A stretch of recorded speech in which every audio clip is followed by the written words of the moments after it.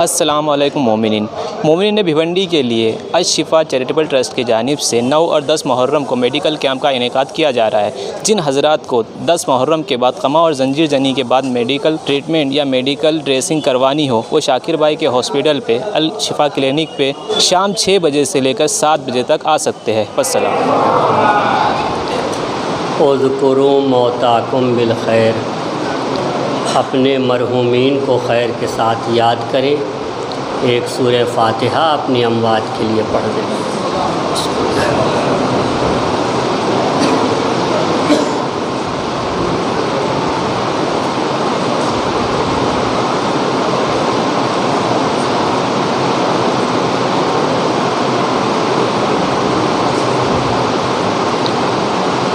لا حول ولا قوة الا باللہ العلی العظیم، حسبنا اللہ ونعم الوکیل، نعم المولا ونعم النصیر۔ بسم اللہ الرحمن الرحیم، الحمد للہ رب العالمین، بارئ الخلائق اجمعین وباعث الانبیاء والمرسلین، الذی بعدا فلا یرا وقربا فشہد النجوى، خلق الخلائق بقدرته ونشر الرياح برحمته وودد بالصخور ميدان عرضه، والصلاة والسلام على العبد المؤيد والرسول المسدد والمصطفى الأمجد، حبيب إله العالمين أبي القاسم محمد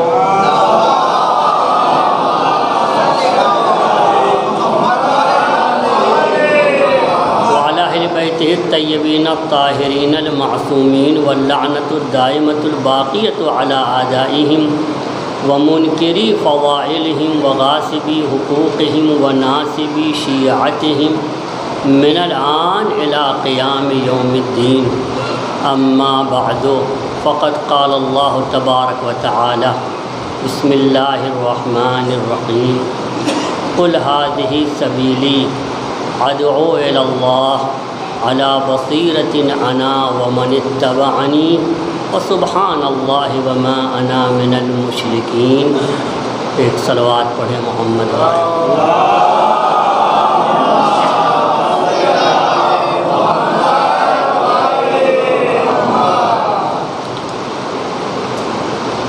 چونکہ خالص ایمان اور خالص توحید ایک مشکل چیز ہے، ایک سخت چیز ہے۔ اگرچہ توحید ایسی شے ہے کہ اس کے لیے آسمان کی نشانیاں دلالت کرتی ہیں، توحید پر زمین کی نشانیاں دلالت کرتی ہیں، کائنات کا ذرہ ذرہ اللہ کی وحدانیت پہ دلالت کرتا ہے، لیکن اس کے باوجود بھی پروردگار عالم نے یہ اپنے نبی کو حکم دیا کہ لوگوں سے کہہ دیجئے کہ یہ میرا راستہ ہے، میں بصیرت اور آگاہی اور مکمل یقین پہ رہ کر اللہ کی طرف دعوت دیتا ہوں، اور جو میری پیروی کرتا ہے وہ بھی اللہ کی طرف دعوت دیتا ہے۔ تو جب ہر شے اللہ کی طرف دعوت دیتی ہے، اللہ کی توحید کی طرف ہر شے دعوت دیتی ہے، تو کیا ضرورت پڑ گئی کہ اللہ اپنے نبی کو حکم دے کہ وہ بھی اس کی توحید کی طرف دعوت دے، اور نبی کے بعد ان کے جانشین بھی اللہ کی توحید کی طرف دعوت دے؟ کیوں اس کی ضرورت پڑی؟ کائنات کا ذرہ ذرہ دلالت کرتا ہے۔ اگر کہیں سے بکری گزر جائے اور بکری کی منگنی پڑی ہو یا کہیں سے مثلا بھینس گزر جائے اور اس کا گوبر پڑا ہو، کہیں سے اونٹ گزر جائے اور اس کی مینگنی پڑی ہو، تو مینگنی دیکھ کے ہی انسان بتا دے گا کہ یہاں سے ایک بکری گزری ہے۔ بکری کی مینگنی دیکھے گا تو سمجھ جائے گا کہ بکری گئی ہے، اونٹ کی مینگنی دیکھے گا تو سمجھ جائے گا کہ یہاں سے اونٹ گزرا ہے۔ اسی طرح سے تمام جانور کے لیے ہی ہے۔ اگر کہیں پیر کا نشان ہے تو دیکھے گا پیر کا نشان اگر انسان کا ہے تو یہاں سے انسان گزرا ہے، اگر کسی جانور کا ہے تو یہاں سے جانور گزرا ہے۔ تو جب ہر شے، ہر چیز اپنے ایجاد کرنے والی پر دلالت کر رہی ہے کہ اس علامت کو کس چیز نے ایجاد کیا ہے، ہر شخص پہ دلالت کرتی ہے۔ مینگنی بکری پہ، بھیڑ پہ، گوبر گائے بھینس پہ، مرد انسان کے نشان قدم انسان کے اوپر، جانور کے قدم کے نشان جانور کے اوپر دلالت کرتے ہیں۔ تو یہ فہیکل علوی بہذہ اللطافہ، یہ آسمان اپنی لطافت کے ساتھ، چاند و سورج، نجوم و کواکب کے ساتھ کیسے اللہ کے وجود پہ دلالت نہیں کریں گے، اور یہ زمین اپنے ٹھوس ہونے کے ساتھ کیسے اللہ کے وجود پہ دلالت نہیں کریں گے۔ تو معلوم ہوا کہ اللہ کو پایا جا سکتا ہے، اس کے صفات کو سمجھا جا سکتا ہے، اس کی توحید کا اقرار کیا جا سکتا ہے۔ یہ ساری چیزیں دلیلیں ہیں اللہ کے وجود پر۔ لیکن ایک سوال، اگر آپ اللہ کے وجود کو مینگنی کے ذریعے سے پہچانیں اور زمین و آسمان کے ذریعے سے پہچانیں تو کچھ فرق نظر آتا ہے؟ کہیں مینگنی کے ذریعے پہچانا جا رہا ہے، کہیں زمین و آسمان کے ذریعے، ہے نا؟ کہیں عالم کے ذریعے، کہیں کسی مجتہد کے ذریعے۔ اور اگر ان میں فرق ہے تو جو توحید اللہ کا نبی سمجھائے گا، بتائے گا، وہ توحید کا درجہ زیادہ ہے، یا جو جانور کے ذریعے سے اللہ کی توحید سمجھی جائے اس کا درجہ زیادہ ہے؟ تو آخر کوئی ضرورت تو محسوس کی اللہ نے کہ آسمان دلالت کرتے ہیں، آسمان کی نشانیاں دلالت کرتی ہیں اللہ کے وجود کے اوپر، زمین دلالت کرتی ہے، زمین کی نشانیاں دلالت کرتی ہیں، کائنات کا ذرہ ذرہ دلالت کر رہا ہے اللہ کے وجود کے اوپر، پھر الگ سے حکم دے رہا ہے۔ تو یہ بتانا چاہتا ہے کہ اللہ کی معرفت اگر ان ذوات مقدسہ کے ذریعے حاصل کی جائے تو پھر اس کا درجہ زیادہ ہوتا ہے، اس کی عظمت زیادہ ہوتی ہے، اس کا رتبہ زیادہ ہوتا ہے۔ یہ ذرہ آپ کو اللہ کی طرف ہدایت کرے گا، اگر آپ ہدایت کی طرف نہیں جاتے ہیں تو منع کرنے بھی نہیں آئے گا۔ لیکن ائمہ طاہرین اللہ کی طرف دعوت دیں گے، لیکن اگر دعوت کو قبول نہیں کر رہے ہیں تو اس کی وجہ بھی پوچھیں گے۔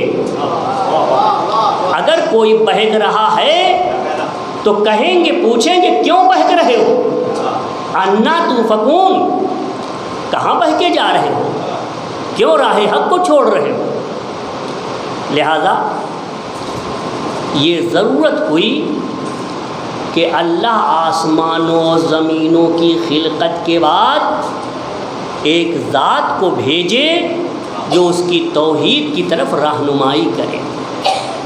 پھر توحید ایسے ہی نہیں کہ جو بھی بتا دے توحید اور جو بھی توحید کی رہنمائی کر دے بس توحید کا علم ہو جانا چاہیے جس طرح سے بھی ہو جائے، ایسا نہیں۔ توحید خالص بھی ہوتی ہے، توحید ناخالص بھی ہوتی ہے، توحید کے اندر شرک کی آمیزش بھی ہوتی ہے، توحید بغیر شرک کے بھی ہوتی ہے۔ کیسی توحید چاہیے؟ اللہ نے فرمایا سبحان اللہ، دیکھو اللہ تسبیح کے لائق ہے، وما انا من المشرکین، اور میں مشرکین سے نہیں ہوں، یعنی میری توحید بھی خالص ہے۔ میں جب اللہ کی طرف دعوت دیتا ہوں تو اس میں کہیں بھی شرک کا وجود نہیں ہوتا۔ اس کے بعد من اتبعنی، جو میری پیروی کرتا ہے وہ بھی اللہ کی طرف دعوت دیتا ہے، اور اس کی دعوت بھی خالص توحید کی طرف ہوتی ہے، وہاں بھی شرک نہیں پایا جاتا، اور ایسی دعوت دے گا کہ آپ توحید کے اعلیٰ درجے پہ فائز ہو جائیں گے۔ ہاں، اگر کوئی علی سے توحید سیکھے تو ابن ابو الحدید معتزلی تو آ کے کہتا ہے کہ علی جیسی توحید علی نے بتائی ہے اس پہ صرف ہمارا عمل ہے، ہم نے بتایا تھا، اور مسلمانوں میں شیعوں کے علاوہ ایسی توحید کسی کی نہیں ہے۔ اور یہ بھی بتایا تھا کہ شیعہ بولنے کی ضرورت نہیں ہے، کیونکہ شیعہ کے تو پیشوا ہی ہیں وہ مولا کائنات۔ ساتھ ساتھ اس نے کہا کہ اشاعرہ ان کی توحید ٹھیک نہیں ہے، وغیرہم، اشاعرہ کے علاوہ اور بھی ہیں کہ ان کی بھی توحید ٹھیک نہیں۔ عجب بات ہے، پیغمبر نے اتنا علم چھوڑا ہے، اتنا علم چھوڑا ہے کہ قیامت تک کے پیدا ہونے والے ان تمام علموں سے جو پیغمبر کے پاس ہیں، ان تمام علوم سے فائدہ اٹھا سکتے ہیں قیامت تک پیدا ہونے والے۔ مسلسل پیغمبر کی جیب سے نکال کے استعمال کر سکتے ہیں، کھائیں پئیں آرام سے رہیں۔ ہاں، لیکن علم پیغمبر کو مانے تو صحیح، پیغمبر ہی کے علم میں شک کرنے لگتے ہیں، اور پیغمبر کا علم ہے کہ ختم ہی نہیں ہو رہا ہے، پیغمبر نے اپنی زندگی بھر بتایا، علی بھی زندگی بھر بتاتے رہے علم پیغمبر، اور اس کے بعد ہر امام بتاتا رہا، ختم نہیں ہوا۔ اور وقت کا امام جو ہے، امام زمانہ بھی جب آئے گا تو علم پیغمبر کو پھیلائے گا۔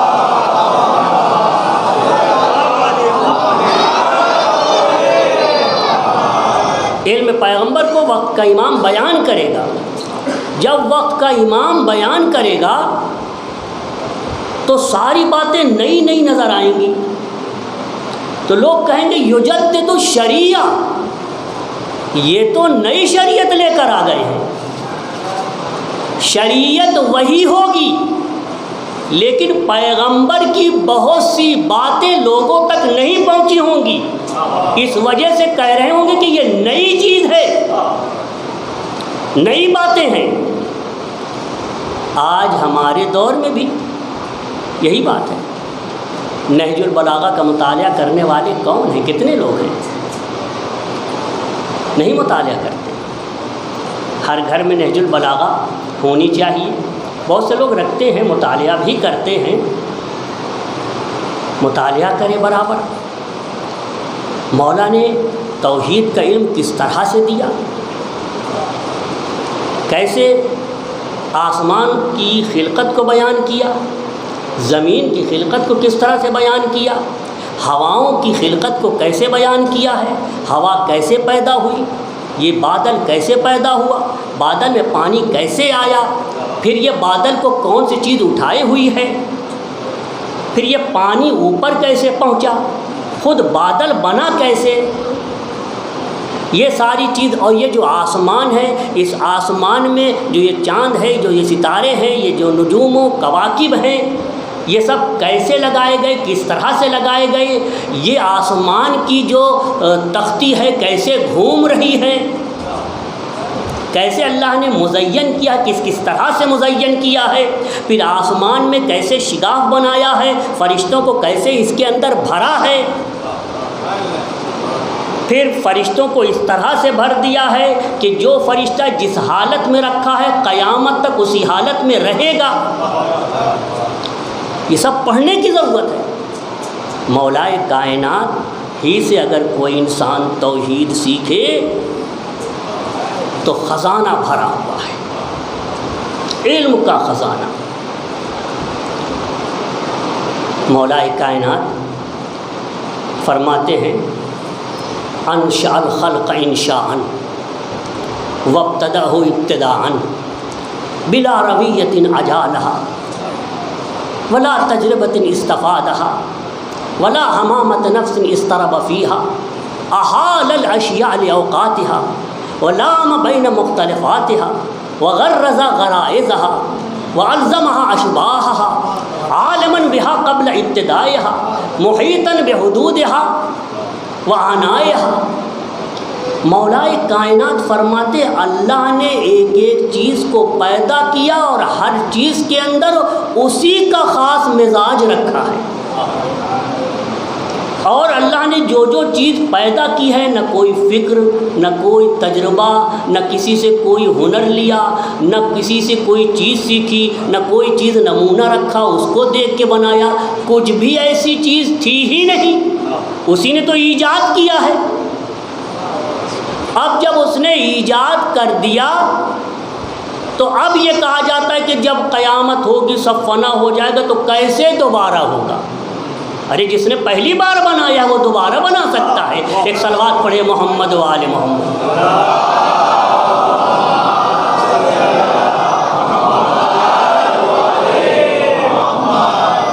ہواؤں کی خلقت پہ ثم انشأ سبحانہ ریحا اعتقم محبہا وادام مربہا وعصف مجراہا وعبد منشاہا۔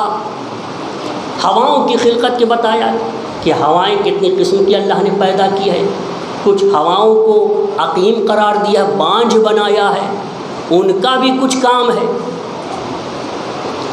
وہ بھی کچھ مخصوص کام کے لیے پیدا کی گئی ہیں۔ ہواؤں کے بارے میں آسمان میں جو یہ بادل آتا ہے، بادل چلا جاتا ہے، یہ کیا ہے، اس کے بارے میں بتایا۔ یہ پانی کو کیسے اٹھائے ہوئے ہے، حملہ علی متن الريح العاصفہ والزعزع القاصفہ فامرها برده وسلطها على شده وقرنها الى حده الهواء من تحتها فتیق والماء من فوقها دفیق۔ نیچے ہوا ہے، ہوا پہ پانی ہے، نیچے سے ہوا پانی کو روکے ہوئے ہے، پانی اوپر موج مار رہا ہے، اور وہ پانی جو ہے ہوا کے اوپر رکا ہوا ہے۔ والہواء من تحتها والماء من فوقها دفیق۔ بیان کر رہے ہیں، نہج البلاغہ پڑھیں۔ توحید ٹھیک کرنی ہو، اشیاء کے بارے معلومات کرنی ہو، مولائے کائنات سے بہتر کوئی نہیں بتا سکتا۔ آسمان کے بر ثم زینھا بزینۃ الکواکب وضیاء الثواقب فاجر فیھا سراجا منیرا۔ یہ چاند و سورج، پروردگار عالم نے چاند و سورج سب کو آسمان میں پیدا کیا اور طرح طرح کی زینتوں سے سجایا ہے، اس کی ضرورت تھی، اور یہ ایک تختی میں فٹ ہے اور وہ تختی چل رہی ہے۔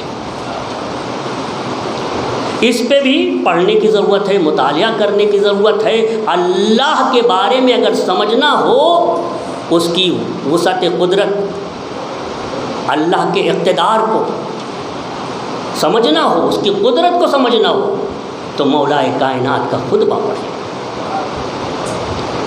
ثم فتق ما بین السماوات العلی فملأهن اطوارا من ملائکته منهم سجود لا يركعون وركوع لا يسجدون ومنهم مسبحون لا یسعمون لا یخشاہم نوم العیون ولا سہو العقول ولا فترۃ الابدان ولا غفلۃ النسیان منہم عمناء الی الرسل.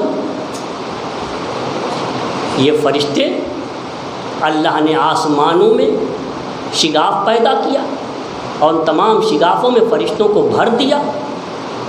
جو رکوع میں ہیں وہ کبھی سجدے میں نہیں جاتے، قیام میں نہیں آتے، دوسرا عمل انجام نہیں دیتے، قیامت تک رکوع میں رہیں گے. جو سجدے میں ہیں وہ قیامت تک سجدے میں رہیں گے، اور وہ کبھی بھی عبادت و تسبیح سے خستہ نہیں ہوتے. انہیں کہیں غفلت طاری نہیں ہوتی، انہیں نیند نہیں آتی کہ سو جائیں اور جھپکی لگا لیں. ایسا نہیں ہے. انہی فرشتوں میں سے کچھ کو رسولوں کے پاس بھیجنے اور پیغام پہنچانے کا کام دیا ہے.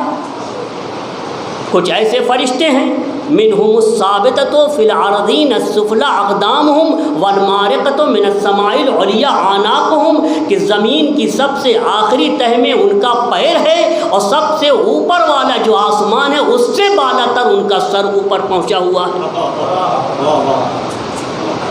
منہم الثابتۃ فی الارضین السفلی اقدامہم والمارقۃ من السماء العلیٰ اعناقہم والخارجۃ من الاقطار ارکانہم ناکثۃ دونہم رؤوسہم. ایک صلوات پڑھیں محمد و آل محمد.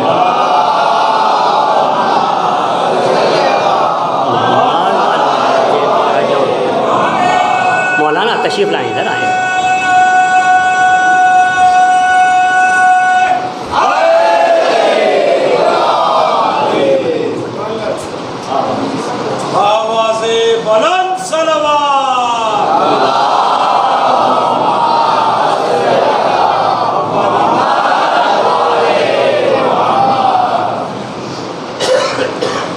حدیث میں ہے کہ من اکرم عالمن فقد اکرمنی،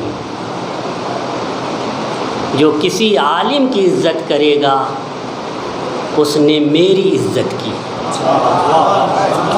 من اہان عالمن فقد اہاننی، جو کسی عالم کی انسلٹ کرے گا، بے عزتی کرے گا، توہین کرے گا، اس نے میری توہین کی. ابھی ہم لوگ بیٹھے ہیں، سب لوگ یہاں پہ ہیں، فرش عزائے حسینی پہ ہیں. مان لیجئے فرض کیجئے، فرض کرنے میں کیا جاتا ہے، فرض کیجئے، اور یہ فرض حقیقت بھی ہو سکتا ہے.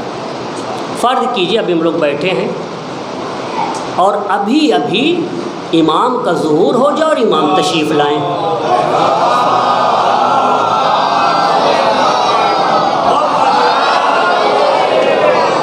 امام یہاں آ جائیں. اب آپ سے سوال ہے، آ جائے امام، آپ کیا کریں گے؟ ایسے ہی بیٹھے رہیں گے؟ اٹھیں گے، مصافحہ کریں گے، ہاتھ ملائیں گے، اپنی جگہ دیں گے، آئیے بیٹھ جائیے، اس طرح سے کیجیے. یعنی جو آداب ہیں وہ ضرور آپ انجام دیں گے، حتماً ضرور یہ کام کریں گے.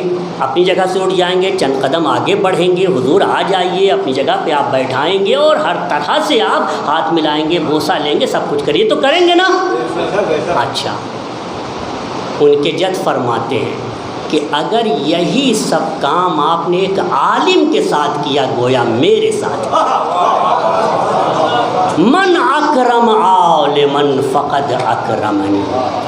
ہاں عزیزو، اسی لیے مجلس کے آداب میں بھی ہے، اور سورہ مجادلہ میں ارشاد ہوتا ہے، قرآن کریم کا 28 نمبر سورہ ہے، اس میں ارشاد ہوتا ہے کہ یا ایھا الذین آمنوا اذا قیل لکم تفصحوا فی المجالس فافصحوا. اے صاحبان ایمان، جب مجلس میں جاؤ، مجلس میں بیٹھو اور کافی بھیڑ بھاڑ ہو جائے مجلس میں، تو اگر تم سے کہا جائے جگہ بنا لو، جگہ دے دو، آگے آ جاؤ، دوسروں کے لیے گنجائش بنا لو، دروازے کے پاس نہ بیٹھو، ذرا سا آگے آ جاؤ، دوسروں کے لیے ذرا سا موقع دو.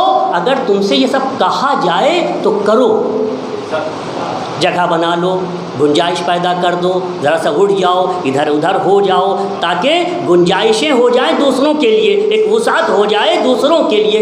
اچھا اگر آپ ایسا کرتے ہیں تو فائدہ کیا ہے اس کا؟ اللہ کے حکم پہ آپ عمل کرنا چاہتے ہیں، کوئی آیا اور آپ اٹھ گئے، جگہ دی، گنجائش بنا لیا اور دوسروں کے لیے بھی جگہ کا انتظام کر دیا۔ اگر ایسا کریں گے تو فائدہ کیا ہے؟ قرآن فرماتا ہے اسی سورہ مجادلہ میں ہے، یفسح اللہ لکم، لکم یعنی تمہارے لیے دنیا و آخرت میں جتنے فائدے کی چیز ہے سب میں اللہ تمہارے لیے گنجائش پیدا کر دے گا۔ ایک صلوات پڑھیں محمد و آل محمد۔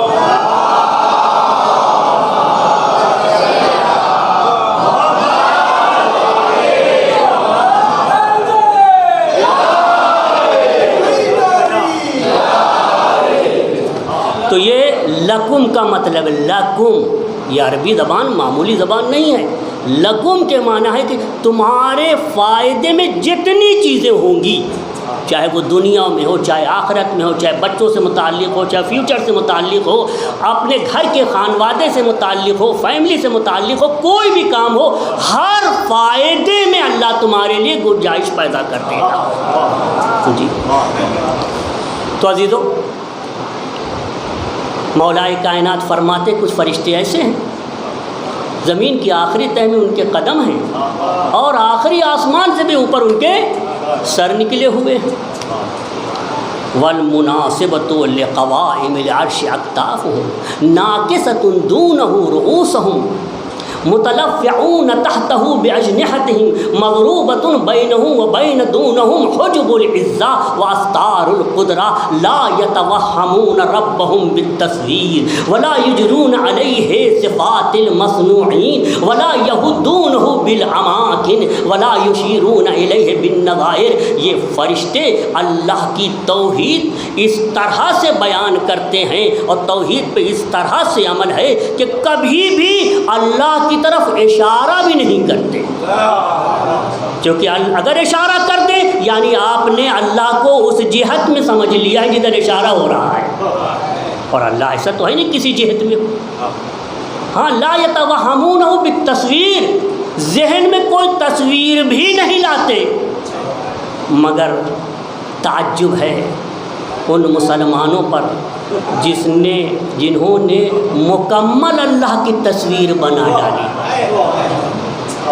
اور صرف یہی نہیں بلکہ کہتے ہیں وجوہ یومئذ ناظرہ الی ربہا ناظرہ، قیامت کے دن باقاعدہ ہم اللہ میاں کو دیکھیں گے، ہاں دیکھیں گے۔ نہیں، اللہ دیکھا نہیں جا سکتا، وہ جسم نہیں، جسمانیات نہیں، وہ کسی جگہ محدود نہیں۔ اور اگر ہمارے ذہن میں کبھی خیال آتا ہے تو ہمیں بتائیے کس کا خیال ہے؟ آپ کا خیال ہے، آپ اپنے خیال میں لا رہے ہیں اللہ کو، یہ ہو ہی نہیں سکتا کہ آپ کے خیال میں آ جائے۔ ایک صلوات پڑھیں محمد و آل محمد۔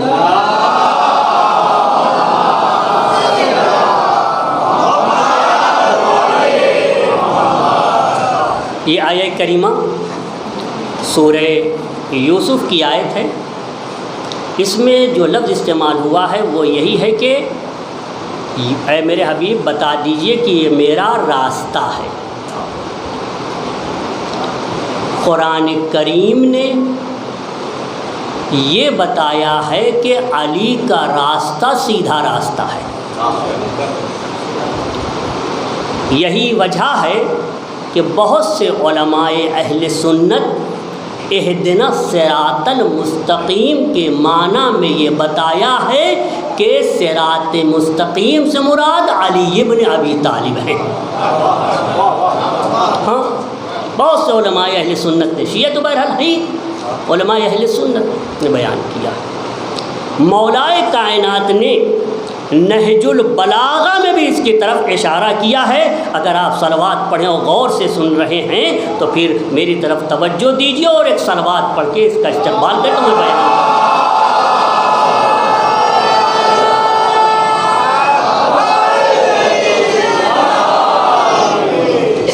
فرماتے بِنَا اهْتَدَيْتُمْ فِي الظَّلُمَاتِ،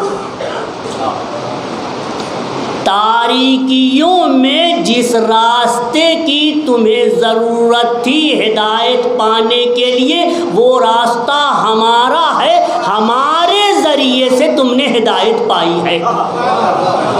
بِنَا اهْتَدَيْتُمْ فِي الظَّلُمَاتِ وَتَسَنَّمْتُمْ ذُرْوَةَ الْعَلِيَّا وَبِنَا أَفْجَرْتُمْ عَنِ السِّرَارِ وَقِرَ سَمْعٌ لَمْ يَفْقَهِ الْوَاعِيَّا وَكَيْفَ يُرَاعِي النَّبْعَةَ مَنْ أَصَمَّتْهُ الصَّيْحَةُ رُبِتَ جَنَانٌ لَمْ يُفَارِقْهُ الْخَفَقَانُ مَا زِلْتُ أَنْتَظِرُ بِكُمْ عَوَاقِبَ الْغَدْرِ حَتَّى أَتَوَسَّمَكُمْ بِحِلْيَةِ الْمُخْتَرِّينَ۔ مولا کائنات فرماتے ہیں ہمارے ذریعے سے تاریکیوں میں تم نے ہدایت پائی، ہمارے ذریعے سے گمراہی کی تاریکی سے صبح ہدایت میں آئے۔ وہ قِرَ سَمْعٌ لَمْ يَفْقَهِ الْوَاعِيَّا، وہ کان بہرا ہو جائے جو خدا و رسول کی بلند بانگ صداؤں کو نہ سن سکے۔ خدا کہہ رہا ہے علی میرا راستہ ہے، خدا کہہ رہا ہے، رسول کہہ رہے ہیں۔ خدا نے کہا اِنَّا هَذَا صِرَاطِي عَلَيَّ مُسْتَقِيمٌ، بار بار کہہ رہا ہے دیکھو علی کے راستے پہ آؤ، بار بار کہتا ہے، بلند آواز سے کہتا ہے۔ اس کا حبیب پکار پکار کے بتا رہا ہے کہ دیکھو جب میں چلا جاؤں تو علی کی اتباع کرنا، لا تفارقن علیًا فتفارقنی، علی سے جدا نہ ہونا ورنہ مجھ سے جدا ہو جاؤ گے۔ لا تخالفن علیًا فتخالفنی، علی سے کی مخالفت نہ کرنا ورنہ میرے مخالف ہو جاؤ گے۔ فرماتے ہیں ہمارے ذریعے سے گمراہی کی تاریکی سے نکل کر صبح ہدایت میں آئے ہو۔ بِنَا أَفْجَرْتُمْ عَنِ السِّرَارِ وَقِرَ سَمْعٌ لَمْ يَفْقَهِ الْوَاعِيَّا كَيْفَ يُرَاعِي النَّبْعَةَ مَنْ أَصَمَّتْهُ الصَّيْحَةُ رُبِتَ جَنَانٌ لَمْ يُفَارِقْهُ الْخَفَقَانُ۔ وہ دل مطمئن ہے، وہ دل سکون کی حالت میں ہے جس کو خدا و رسول سے ہٹنے کے بعد اضطراب ہوا، بے چینی ہوئی، اسے کبھی وہ سکون نصیب نہیں ہوا، اس لیے کہ سکون صرف اسی راستے پر ہے جس راستے پہ ہم بلاتے ہیں، ہم دعوت دیتے ہیں، جس راستے پہ لوگ ہمارے ذریعے سے ہدایت پا کے آتے ہیں۔ وہ قِرَ سَمْعٌ لَمْ يَفْقَهِ الْوَاعِيَّا رُبِتَ جَنَانٌ لَمْ يُفَارِقْهُ الْخَفَقَانُ مَا زِلْتُ أَنْتَظِرُ بِكُمْ عَوَاقِبَ الْغَدْرِ، میں ہمیشہ سے جانتا تھا کہ تم دھوکے باز ہو، ہاں تم غدار ہو۔ خطبہ دے رہے مولا، کوفہ میں خطبہ دے رہے ہیں، اور کوفیوں کے سلسلے میں زیادہ سمجھانے کی ضرورت نہیں ہے۔ ما زلت انتظر بكم عواقب الغدر واتوسمكم بحلیۃ المخترین، میں نے تمہیں تاڑ لیا ہے، سمجھ لیا، تمہارے ایک ایک رگ و ریشے سے واقف ہوں، تم دھوکہ دینے کے لیے جتنی زینتیں اپنا سکتے ہو وہ بھی جانتا ہوں۔ اتوسمکم بحلیۃ المخترین سترنی عنکم جلباب الدین، لیکن یاد رکھو میں علی ہوں، جب تک حکم الہی نہیں ہوتا کسی کا عیب بھی ظاہر نہیں کرتا۔ سترنی عنکم جلباب الدین، دین کے لباس نے پردہ ڈالا، اس وجہ سے میں خاموش ہوں، ورنہ جہاں حکم ہو تو میں ایک ایک کے بارے میں بتا دوں کہ وہ کون ہے، اس کا باپ کون ہے، اس کا باپ کون ہے، یہ کیسے تھے دھوکے باز، اس کے باپ کیسے دھوکے باز تھے، سب بیان کر دوں۔ اتوسمکم بحلیۃ المخترین حتی سترنی عنکم جلباب الدین اقمت لکم علی سنن الحق فی جواد المولہ، اقمت لکم، ہاں یہ ہے وہ راستہ جو پیغمبر نے فرمایا تھا کہ میرا راستہ ہے اور اس کی طرف میں بصیرت پہ قائم ہو کر دعوت دیتا ہوں، اور پیغمبر دعوت دیتے ہیں، پیغمبر نے فرمایا میرے بعد جو میری اتباع کرتا ہے وہ بھی بصیرت پہ دعوت دیتا ہے، تو میں نے حق کے راستے کو تمہارے لیے بالکل سے قائم کر دیا، سیدھا نمایاں کر کے دکھا دیا کہ کون سا راہ حق ہے۔ اقمت لکم علی سنن الحق فی جواد المولہ، جہاں بہت سے گمراہی کے راستے ہیں وہاں ہم نے بتایا کہ ہدایت کا راستہ کون سا ہے، اور اگر لوگ عقل مند ہوتے تو علی کے بتانے کی ضرورت بھی نہ تھی، علی کے صرف ساتھ رہتے بس، ہاں تو راہ ہدایت پہ رہتے۔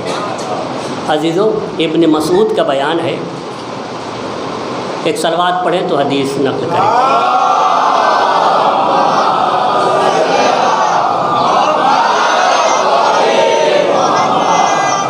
خط رسول اللہ خطن، پیغمبر نے ایک لکیر کھینچ دی، سیدھی لکیر، فرمائے دیکھو یہ ہے صراط مستقیم، یہ ہے سیدھا راستہ اور یہی میرا راستہ ہے۔ جب لکیر سیدھی کھینچ دی تو لکیر کا ایک دایاں ہے ایک بایاں ہے، دائیں طرف بہت سی لکیریں کھینچ دی اور بائیں طرف بھی بہت سی لکیریں کھینچ دی، اور لکیریں کھینچنے کے بعد فرمایا کہ دیکھو یہ بہت سے راستے ہیں، جو سیدھا راستہ اس پہ تو میں ملوں گا، میرے جانشین ملیں گے، اور جو اتنے بہت سے راستے یہاں آپ کو شیطان ملے گا۔ ہاں قرآن نے کہا ان ھذا صراطی، یہ میرا راستہ ہے، فاتبعوہ، اسی پہ چلو، اسی کی پیروی کرو۔ اگر تم نے اس راستے کو چھوڑا، فتفرق بکم السبل، تو ایک راستہ چھوڑو گے تو پھر دوسرے بہت سے راستے آ جائیں گے، ان میں بہک جاؤ گے، متفرق ہو جاؤ گے، ایک نہیں ہزاروں خیالات وہاں آئیں گے، ہزاروں رائے ہوں گی، ہر ایک کہے گا میرا راستہ ٹھیک ہے، وہ کہے گا میرا راستہ ٹھیک ہے۔ فتفرق بکم عن سبیلہ۔ ہاں جب ریل اپنی پٹری سے یہ لوکل اترتی ہے تو اپنی پٹری پہ آنے کے لیے اس کو کئی پٹریاں بدلنا پڑتی ہیں، وہ سیدھے سیدھے فوراً نہیں آ جاتی ہے۔ ہاں پھر اگر گمراہ ہو کے راہ حق کی طرف آنا ہوا تو بہت مشکل سے راستہ ملتا ہے، اسی لیے پہلے ہی سے یہ طے کریں کہ ہم علی کے راستے پہ رہیں گے، بہک گئے تو پلٹ کے آنے میں ٹائم لگ جائے گا۔ ایک صلوات پڑھیں محمد و آل محمد۔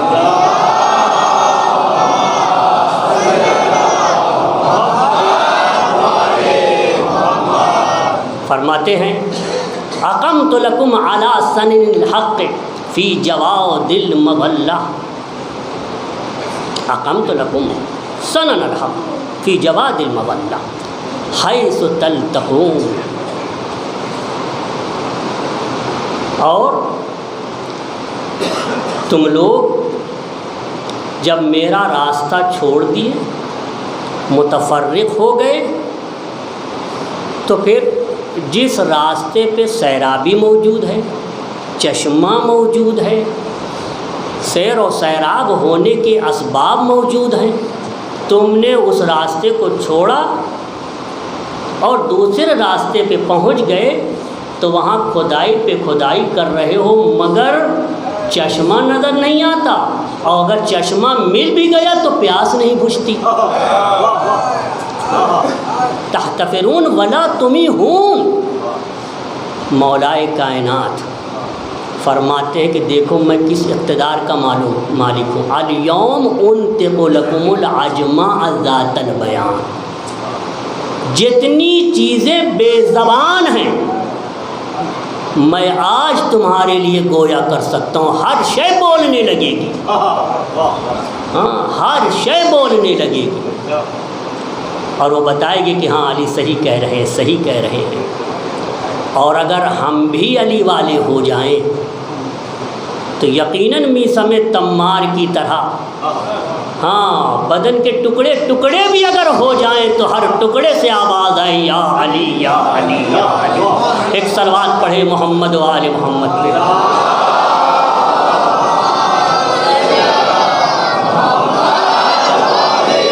اليوم انطق لكم العجمع ذات البیان عذب رأی امرئ تخلف عنی۔ یہ سمجھ لینا کہ جو بھی مجھ سے الگ ہوا اور جو میری مخالفت کرے اس کی رائے کی، اس کی نظریے کی کوئی قیمت نہیں ہے۔ عذب رأی، ہدایت سے دور ہے اس کی راہ۔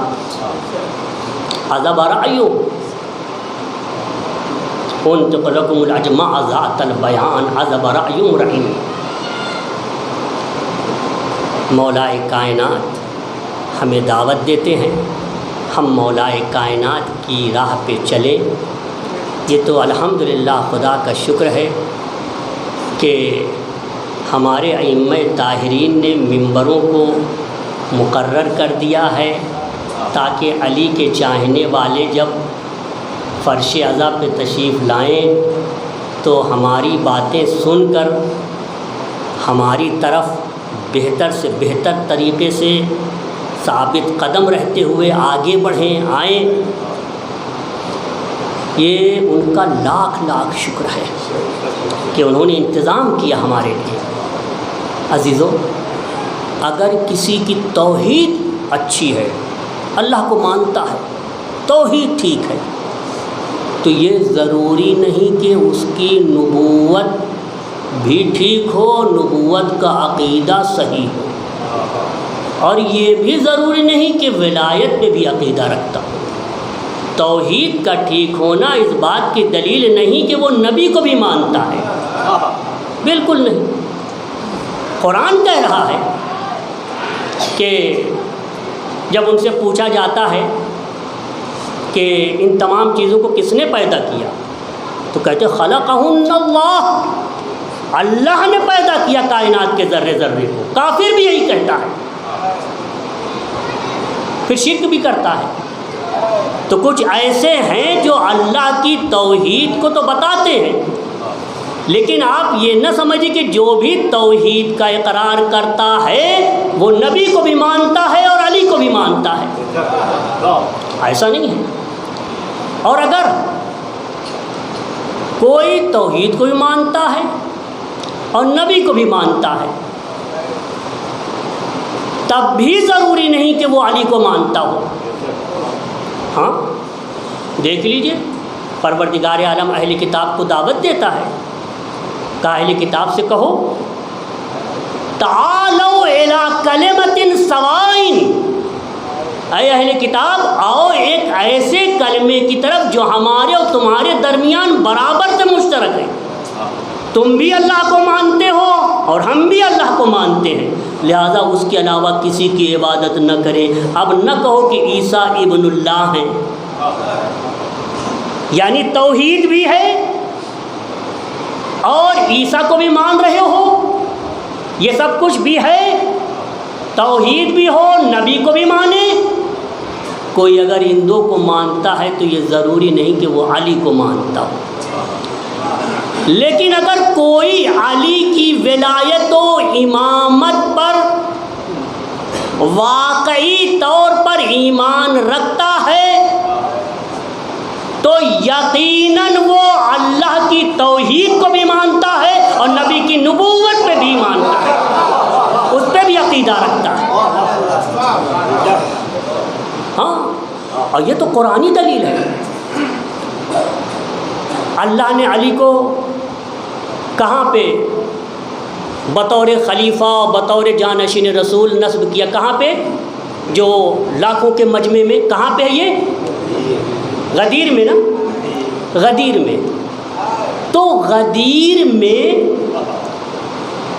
جب علی کو بلند کر دیا اور علی کی ولایت اور وصایت و خلافت و حکومت کا اعلان ہو گیا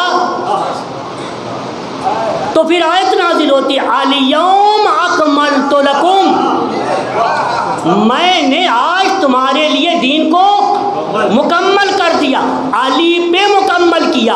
تو علی کی ولایت اگر ہے تو توحید بھی ہے، نبی بھی ہے، نبی کی نبوت بھی ہے۔ ایک صلوات پڑھے محمد و آل محمد پہ۔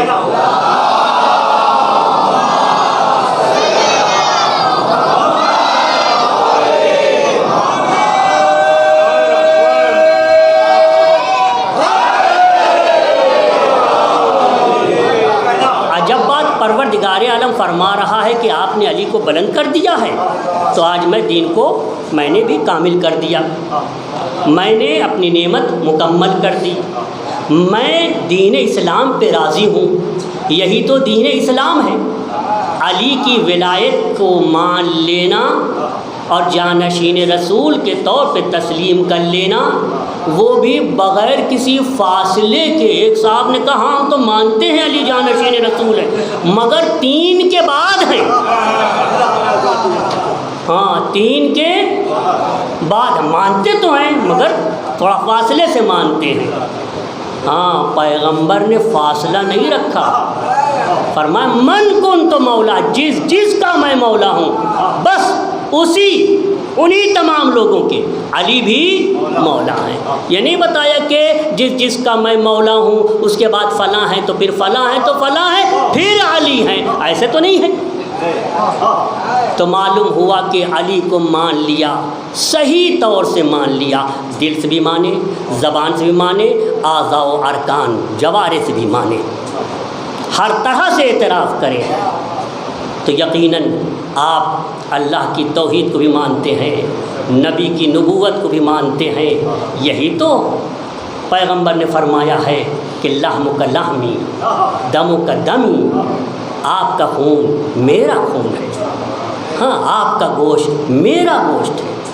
یہی تو فرمایا ہے کہ یا علی، اے علی، جو بھی آپ پر ایمان نہیں لائے گا وہ مومن نہیں ہے۔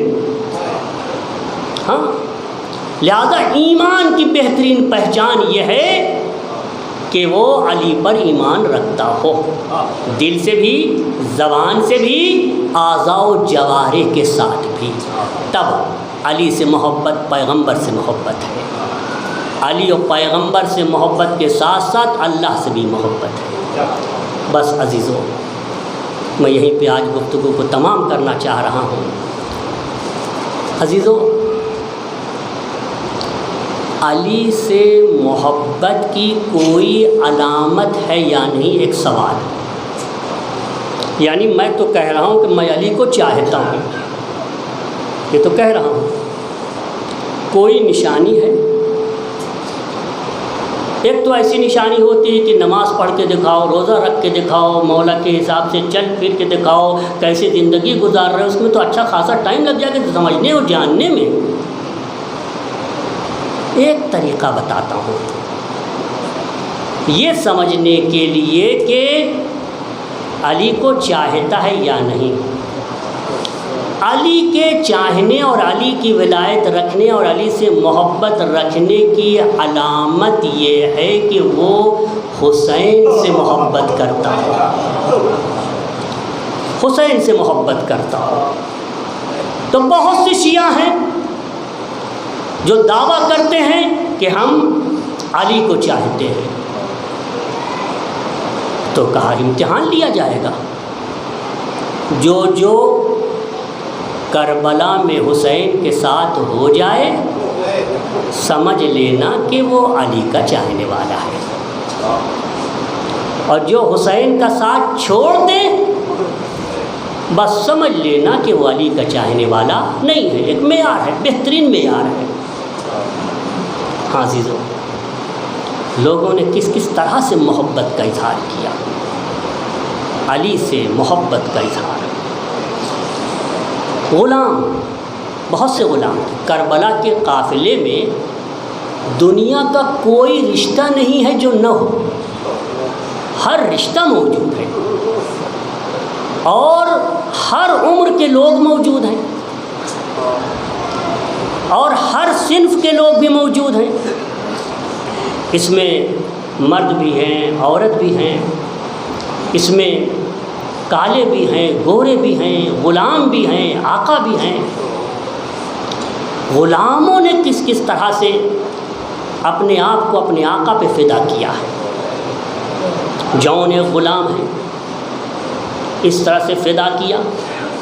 شہادت کے بعد بدن سے خوشبو نمودار ہو رہی تھی، خوشبو پھیل رہی تھی۔ ایک ترکی غلام بھی ہے جس کا نام کہیں قارب ملتا ہے، کہیں عابس ملتا ہے۔ یہ ترکی غلام ہے۔ عجب بات ہے، اس ترکی غلام کے سلسلے میں جو میں نے دیکھا ہے، آپ کی خدمت میں عرض کروں، یعنی روایت میں نے جو دیکھا ہے، روایت میں یہ ملتا ہے کہ اس نے اپنے آقا سے اجازت لی اور اجازت لے کے میدان میں آیا اور رجس خوانی کرنے لگا۔ رجس خوانی کی، اس کے بعد دشمنوں پہ حملہ کیا، بہت سو کو فنار کیا اور ایک مرتبہ اپنے آقا کو طلب کر لیا۔ آقا پہنچے، یہ زمین پہ پڑا ہوا ہے، آنکھ بند ہے۔ ایک مرتبہ مولا جیسے ہی پہنچے رونے لگے، اور رونے کے بعد اس کے سر کو اپنے زانوں پہ رکھا، اس کی آنکھیں بند ہیں۔ فوضع خدہ علی خدہ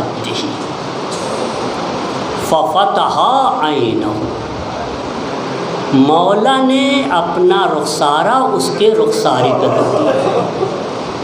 ایک مرتبہ غلام کی آنکھ کھل گئی۔ امام حسین نے اس عمل کو کسی شہید کے ساتھ انجام نہیں دیا سوائے علی اکبر کے، یا تو اس غلام کے ساتھ یا علی اکبر کے ساتھ۔ اپنے رخسارے کو اس کے رخسارے پر رکھ دیا، اور جب رخسارے پر رکھا تو اس نے آنکھ کھول دی، بس آنکھ کھولی فتبسم وصار الی ربہ، ایک مرتبہ مسکرایا اور بدن سے روح نکل گئی۔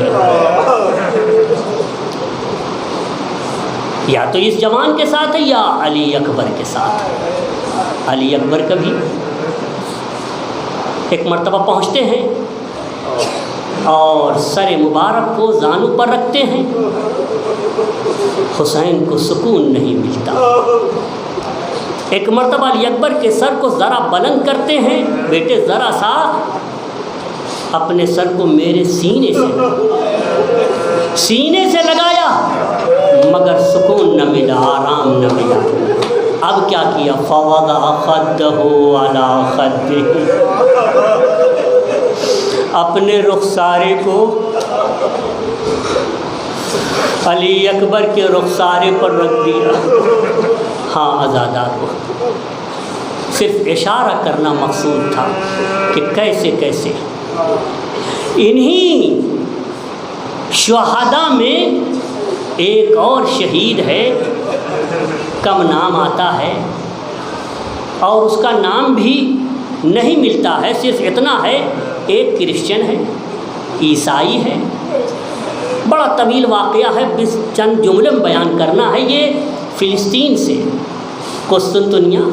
قسطنطنیہ سے کوفہ، بصرہ سے کوفہ، کوفہ سے کربلا گیا۔ یہ ڈاکٹر تھا، ہاں آپریشن اور جراحی کا عمل کرتا تھا، اور زاہد تو تقوی اس کے اندر تھا، اپنے مذہب کے اعتبار سے، کرسچن کے اعتبار سے۔ اور یہ کربلا میں اس وقت پہنچا کہ جب امام حسین علیہ السلام پہ آخری حملہ بھی مکمل ہو چکا، تلوار نیام میں رکھ لی ہے، اور اب کوئی کہہ رہا ہے کہ آگے بڑھو قتل کر دو، مگر کوئی آگے نہیں بڑھ رہا۔ کوئی کہہ رہا ہے کہ دیکھو بے ہوش ہو گئے، آگے بڑھو قتل کر دو، کوئی کہتا نہیں آگے نہ بڑھو زندہ ہیں، کوئی کہہ رہا روح نکل گئی ہے۔ کسی کی ہمت نہیں پڑ رہی تھی کہ حسین کے پاس جائے۔ ایک مرتبہ یہ عیسائی جوان، اس نے یہ دیکھا کہ جنگ ہے، پوچھا کہ کیا ہے؟ کہا ہمارے مد مقابل میں ایک فوج آئی ہے، اس سے جنگ ہو رہی ہے۔ تو اس نے کہا کہ اگر جنگ ہو رہی ہے تو میں اس سے فائدہ اٹھا سکتا ہوں، زخمیوں کا علاج کروں گا، میرا بھی کچھ ہلا بھلا ہو جائے گا۔ لیکن یہ بتاؤ کہ جس فوج سے تمہاری جنگ ہو رہی ہے وہ فوج ہے کہاں؟ وہ فوج کہاں ہے؟ یہ کہتے کہتے وہ میدان کی طرف آگے بڑھا، قتل گاہ کی طرف آگے بڑھا۔ جب قتل گاہ کے قریب پہنچا، عمر سعد نے کہا کہ یہ ہے کون، ذرا اس کو قریب بلاؤ۔ عمر سعد نے بلوایا، کہا کون ہو؟ کہا میں عیسائی ہوں، میں آیا ہوں، مجھ سے ابھی یہ بتایا گیا کہ یہاں جنگ ہے اور میں زخمیوں کا علاج کرتا ہوں، اس لیے میں نے سوچا کہ دیکھیں کہ کون ہے سامنے۔ تو یہاں کوئی لشکر تو نظر نہیں آ رہا۔ تو ایک مرتبہ عمر سعد نے کہا کہ اچھا تم اس مقصد سے آئے ہو اور چاہتے ہو کہ کچھ روزی کے بھی اسباب فراہم ہوں، تو یہ جاؤ خنجر لو۔ کسی میں جرأت نہیں ہو رہی تھی کہ حسین کے پاس جائے۔ یہ خنجر لو اور جاؤ، جو سامنے زخمی گڑھے میں پڑا ہوا ہے اس کے سر و تن میں جدائی کر دو۔ ایک مرتبہ خنجر لیا، آگے بڑھا، ایک مرتبہ قریب جا رہا ہے، لیکن دل میں یہ خیال آ رہا ہے کہ اتنی بڑی فوج، ان میں ہمت نہیں کہ آگے جائیں اور مجھے بھیجا جا رہا ہے، آخر یہ ہے کون؟ سوچ رہا ہے۔ ایک مرتبہ قریب گیا، دیکھا کہ پورے جسم میں تیر ہے اور جسم مبارک جو ہے تیروں پہ ہے۔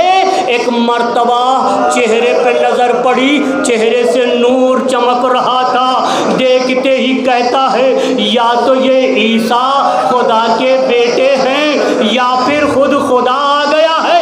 عزیزو ایسے ہی خیال ذہن میں آ رہا تھا، ایک مرتبہ آواز آئی، اے جوان خدا سے شرک نہ کرنا، خدا کے ساتھ شرک نہ کرنا۔ ایک مرتبہ یہ قریب گیا، اے بزرگ آپ یقیناً عظیم ہستی ہیں، لیکن آپ مجھے بتائیں کہ آپ کون ہیں؟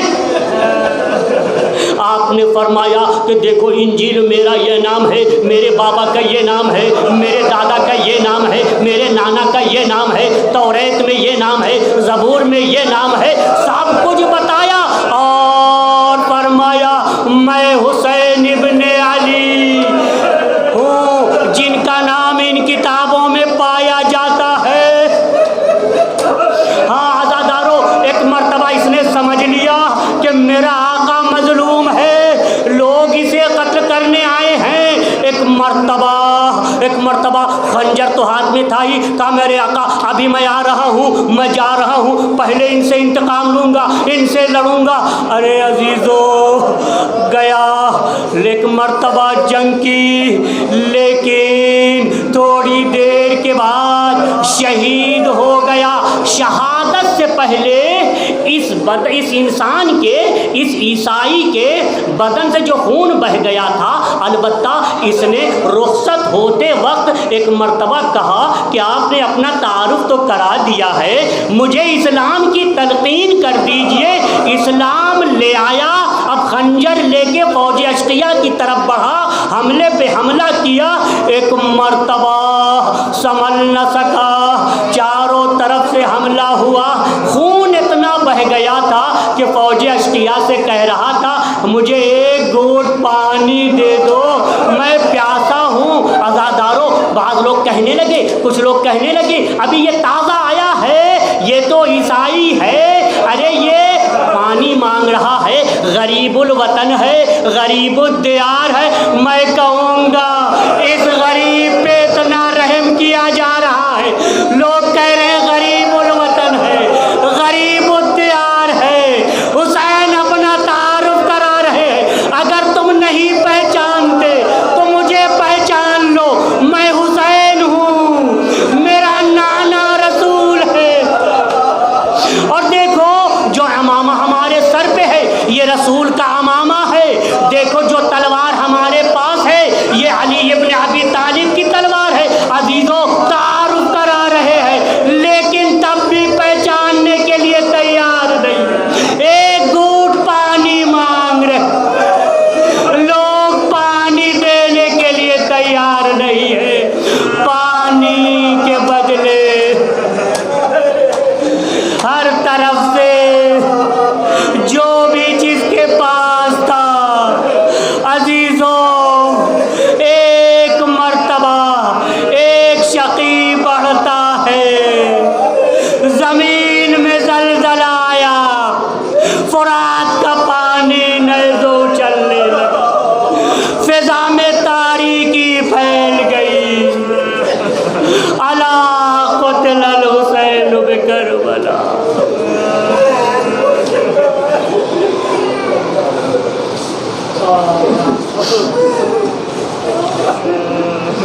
خدایا اس توسل اس عبادت کو قبول فرما۔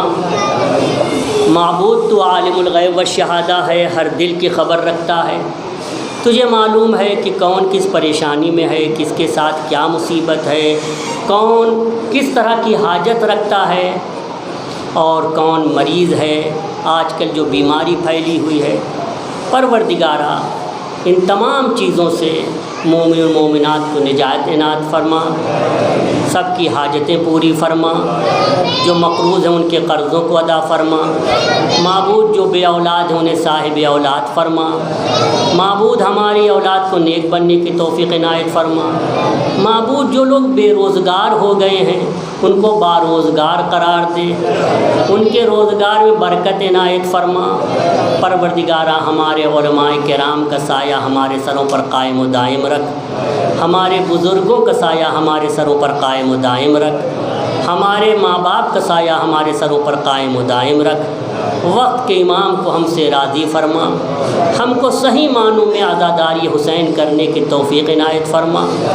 امام زمانہ کے ظہور میں تعجیل فرما، حضرت کا ظہور جلد از جلد فرما۔ اللہ